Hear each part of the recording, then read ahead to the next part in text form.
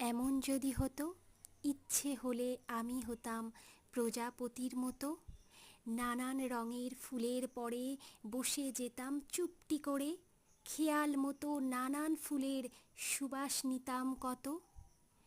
এমন হতো যদি, পাখি হয়ে পেরিয়ে যেতাম কত পাহাড় নদী, দেশ বিদেশের অবাক ছবি এক পলকের দেখে সবই, 7টি সাগর পাড়ি দিতাম উড়ে নিরবধি।